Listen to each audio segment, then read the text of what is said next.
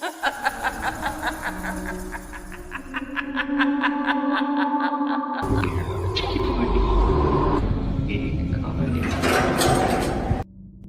नमस्कार दोस्तों, welcome to विराज की वाणी। मैं हूं विकी सिंह और स्वागत करता हूं आपके अपने YouTube चैनल विराज की वाणी पर। तो चलिए दोस्तों, बढ़ते हैं आज की कहानी की ओर। दोस्तों बस इतना कहूँगा कि आज की ये कहानी पूरा ज़रूर सुनिएगा, आपके रोंगटे खड़े हो जाएंगे। माँ, एक ऐसा शब्द जो सिर्फ ममता नहीं, एक पूरी दुनिया का नाम है। माँ वो है जो अपने बच्चों के लिए हर दर्द झेल जाती है, अपनी खुशियाँ कुर्बान कर देती है। लेकिन क्या हो जब वही माँ अपने प्यार में, अपने स्वार्थ में, अपने जुनून में कुछ ऐसा कर बैठे कि उसका ममतत्व ही डर का रूप ले ले। कहते हैं हर बेटी के हिस्से में माँ का आंचल नहीं, कभी कभी डर का साया भी आता है। हमारी माँ ने हमें जन्म दिया, पर बेटे की चाह ने उसकी आंखों पर ऐसा पर्दा डाला कि वो ममता से राक्षसी बनती चली गई। उसका प्यार, उसकी पीड़ा धीरे धीरे एक भयानक जुनून में बदल गई। ये कहानी एक माँ की है, पर वो माँ नहीं जो लोरी गाती है। ये माँ तंत्र मंत्र करती थी, रात को कौवे खाती थी और बेटा पाने की लालसा में अपने परिवार को उस अंधेरे में धकेल गई जहां से वह आज तक बाहर नहीं निकल पाए। नमस्कार दोस्तों, मेरा नाम राधिका है। आज मैं आपको अपने परिवार के साथ घटी एक सच्ची और डरावनी कहानी सुनाने जा रही। यह कहानी मेरी माँ से जुड़ी हुई है और इसे याद करते हुए आज भी मेरे रोंगटे खड़े हो जाते हैं। हम एक छोटे से गांव में रहते थे जो चारों तरफ से खेतों से घिरा हुआ था। हमारा घर गांव के किनारे पर था, थोड़ा अलग थलग था। यह एक पुराना मकान था जिसकी दीवारों से प्लास्टर उखड़ रहा था और लकड़ी की छतें चरमराती हुई थी। घर में कुल 3 कमरे थे, एक माता पिता का, दूसरा हम 3 बहनों का, मैं, शालिनी और छोटी गुड़िया, और तीसरा कमरा एक आम कमरा था जहां हम दिन का ज़्यादातर वक्त बिताते थे। बाहर एक छोटा सा आंगन था जिसमें एक पुराना पीपल का पेड़ भी लगा था। रात को जब हवा चलती तो उसकी पत्तियां ऐसे सरसराहट करती थी कि लगता था जैसे कोई फुसफुसा रहा हो।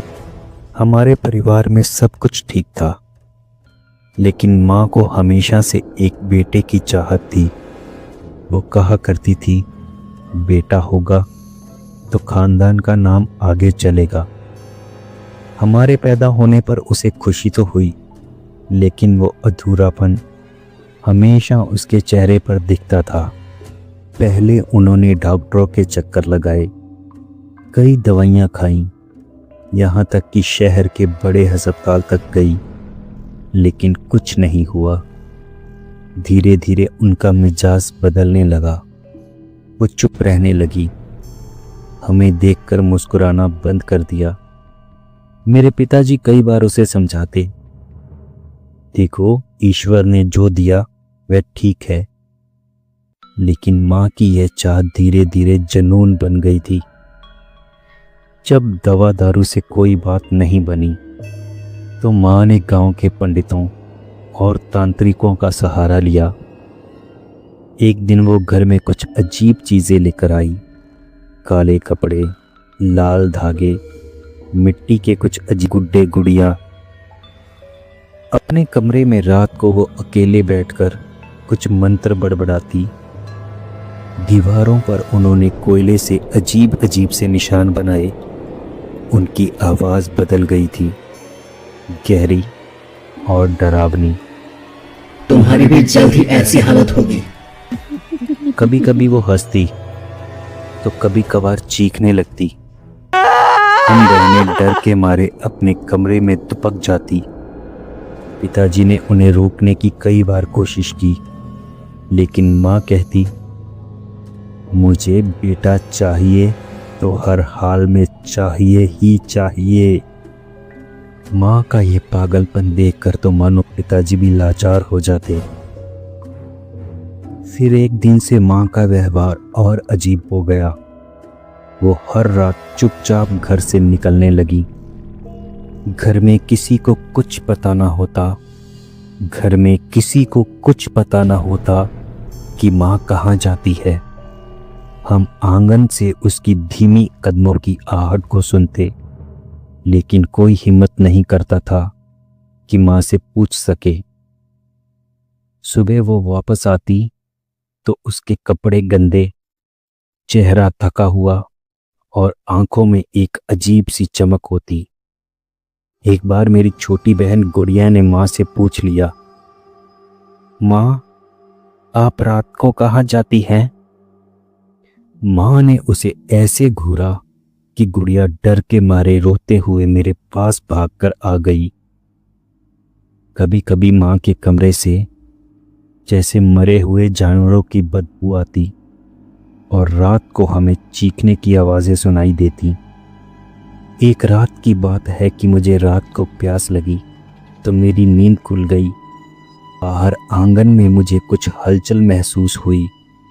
मैंने खिड़की से झांका और जो देखा वो मेरे लिए एक बुरे सपने से कम नहीं था। आंगन में गहरा सन्नाटा था, बस चांद की मध्यम रोशनी, और उस रोशनी में मैंने देखा कि आंगन के बीचों बीच मेरी माँ खड़ी हुई थी। उसका हुलिया बहुत ही डरावना लग रहा था। बिखरे हुए बाल, चेहरे पे एक अजीब सा वहशीपन, और उसके हाथ में था एक मरा हुआ कौवा जिसे वो चबा चबा कर खा रही थी। उसके मुंह से खून टपक रहा था और वो धीरे धीरे जैसे मध्यम सी किसी अपनी ही मस्ती वाली धुन पर नाच रही थी, ऐसे जैसे कोई अनुष्ठान कर रही हो। उसकी आंखें लाल थी और चेहरा भयानक लग रहा था। मैं चीखना चाहती थी, लेकिन डर के मारे मेरी आवाज़ मेरे गले में ही अटक गई। मैं भागकर अपने कमरे में गई और कंबल ओढ़कर वहीं दुबक गई। वो पूरी रात मैंने डर में बिताई। उस रात मुझे नींद नहीं आई, पर शायद माँ को ये आभास हो चुका था कि मैंने उसे जैसे देख लिया है। इसके बाद तो माँ का गुस्सा बढ़ता ही गया। वो घर में अक्सर मरे हुए चूहे, कौवे और कभी कभी सांप तक लाने लगी। एक बार उन्होंने शालिनी पर हाथ भी उठाया क्योंकि वो उनके कमरे के पास चली गई थी। पिताजी ने उन्हें समझाने की भी कोशिश की, लेकिन माँ ने उन्हें भी धक्का दे दिया। रात को हमें उनके कमरे से अजीब अजीब आवाज़ें सुनाई देती।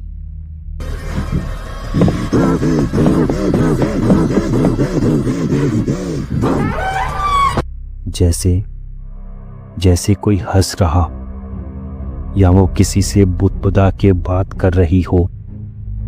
कभी हंसना या फिर कभी रोना। एक बार मैंने देखा कि वो अपने हाथ को चाकू से काट रही थी और खून को एक कटोरे में जमा कर रही थी। मिट्टी का वो साधारण सा कटोरा लग रहा था। साथ ही वो एक कपड़े को भी निचोड़ रही थी जिससे खून की बूंदें टपक रही थी। पहले तो मुझे समझ नहीं आया, मगर गौर से देखने पर मैं समझ गई कि वह माँ की माहवारी का कपड़ा था और वो उसमें से भी निचोड़ कर खून इकट्ठा कर रही थी। मुझे लगा कि वो कोई खतरनाक अनुष्ठान करना चाहती है। मैं डर के मारे कांप उठी। उस वक्त मेरी उम्र लगभग 16 साल की थी। कहने को तो ये कच्ची उम्र थी, पर जब घर में बड़े ही ऐसी हरकतें कर रहे हों तो कई बार बच्चे छोटी उम्र में ही समझदार बन जाते हैं। ऐसा ही मेरे साथ भी था। घर की जिम्मेदारी मानो पिताजी और मेरे पर ही थी। छोटी बहनों को संभालना और घर के कामकाज भी करना। माँ तो बस अपने इसी तंत्र मंत्र के पागलपन में व्यस्त रहती थी। लेकिन ये सब देखने के बाद मैं समझ चुकी थी कि माँ का पागलपन हद से ज़्यादा बढ़ता जा रहा है। मैंने यह बात अपने पिताजी को भी बताई और हमने तय किया कि माँ को इस पागलपन से बचाने के लिए हमें कुछ करना होगा।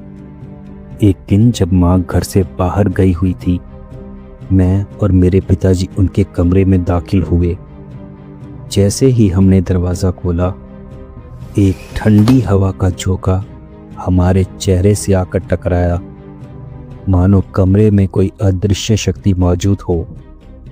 दीवारों पर कोयले और खून से बने अजीब गरीब निशान थे और कोने कोने पर जैसे तंत्र मंत्र की चीजें बिखरी पड़ी थीं।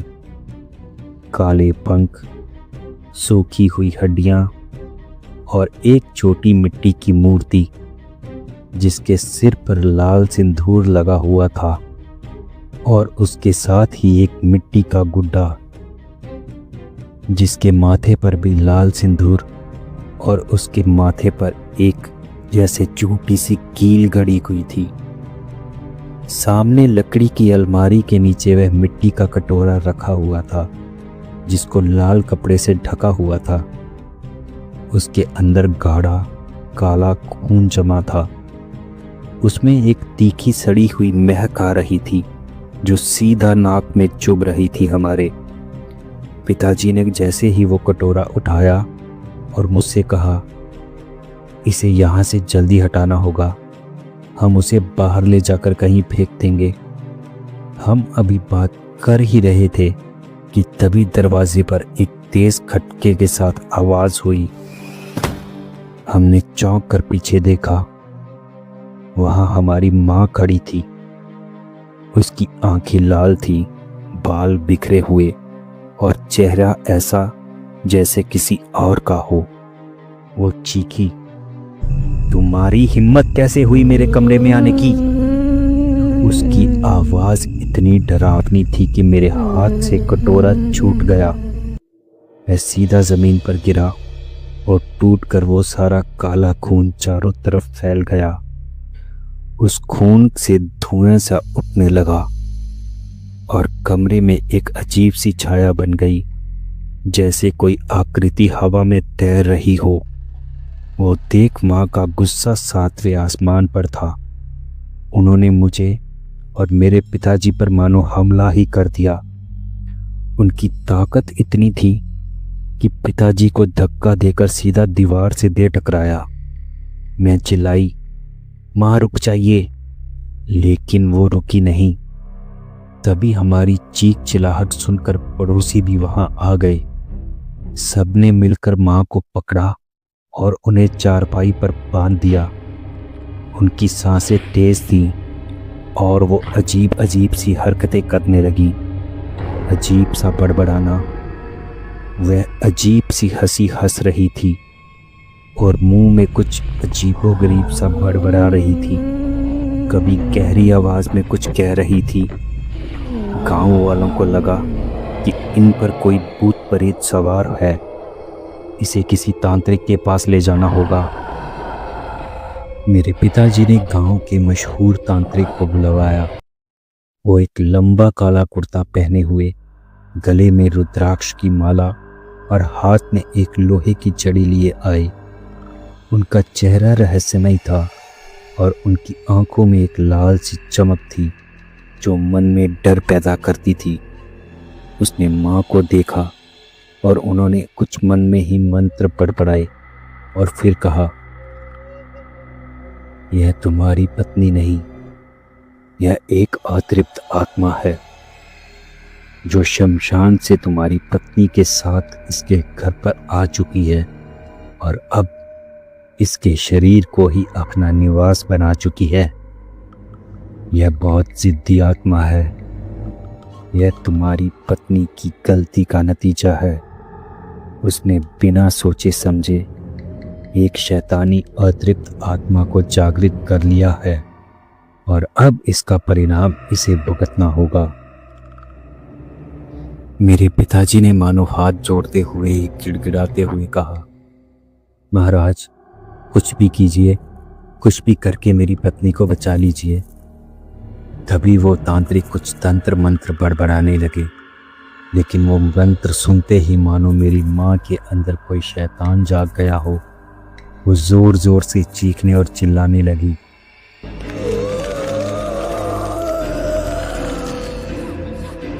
उसको काबू करना नामुमकिन हो रहा था। 5-6 लोग मिलकर भी मेरी माँ को पकड़ नहीं पा रहे थे। तभी मेरी माँ ने जोर से झटके के साथ उन सबको गिरा दिया और सीधा उस तांत्रिक के ऊपर हमला कर दिया। वो तांत्रिक बाबा सीधे जाकर दीवार से टकराए, उनके सर से खून निकल आया।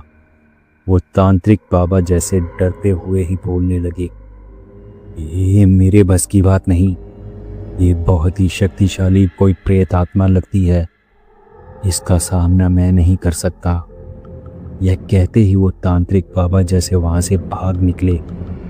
उस रात तो जैसे तैसे हम लोगों ने माँ को काबू करते हुए वो रात बिताई। अगले ही दिन वो तांत्रिक बाबा हमारे घर पे फिर से आए, लेकिन उन्होंने मेरे पिताजी को घर के बाहर ही बुलाया और उनसे कुछ कहा, जो बाद में मेरे पिताजी ने मुझे बताया। वो तांत्रिक बाबा ने मेरे पिताजी को माँ को उनके गुरुजी के पास ले जाने की बात कही, जो दूसरे गांव में रहते थे। पिताजी ने वैसा ही किया। मेरे पिताजी ने बाहर से एक ऑटो किराए पर करके लाए और पड़ोसियों की मदद से जैसे तैसे माँ को ऑटो में बिठाकर ले जाने लगे। माँ के हाथ पैर के रस्सी से बांधे हुए थे और वो लगातार जैसे चीख चिल्ला रही थी। माँ के शरीर के अंदर जो भी कोई प्रेत शक्ति थी, वो लगातार उसका विरोध कर रही थी। मेरे पिताजी कोई तंत्र मंत्र जानते नहीं थे, लेकिन उनका भगवान पे अटूट विश्वास था। मेरे पिताजी लगातार हनुमान चालीसा पढ़ते हुए माँ को ऑटो में बिठाकर ले जाने लगे। वो शायद आखिरी दिन था जब मैंने और मेरी बहनों ने अपनी माँ का चेहरा देखा था। उस वक्त हमें नहीं पता था कि आज के बाद हम कभी भी अपनी माँ को नहीं देख पाएंगे। उस दिन जब पिताजी माँ को लेकर गए तो फिर पिताजी अकेले ही वापस आए थे। माँ के साथ क्या हुआ ये काफ़ी देर बाद मेरे पिताजी ने मुझे बताया। बार बार जब पूछने पर भी पिताजी कहते कि माँ की तबीयत ठीक नहीं हो पाई, उसे हॉस्पिटल में भर्ती करवाया गया है, उसका दिमागी संतुलन ठीक नहीं है, इसीलिए उसे शहर के बड़े अस्पताल में रखा गया है। लेकिन मेरा मन ये बात मानने को तैयार नहीं हुआ था। उस वक्त मेरी बहनों ने भले ही इस बात पे यकीन किया हो।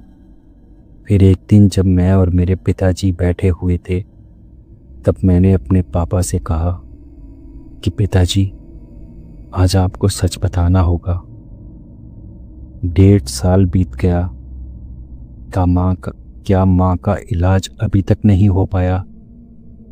तब मेरे पिताजी ने जैसे रोते हुए ही मुझसे कहा, बेटा मुझे माफ़ कर दो बेटा। और मुझ में हिम्मत ही ना हुई तुम्हें वो सब बताने की।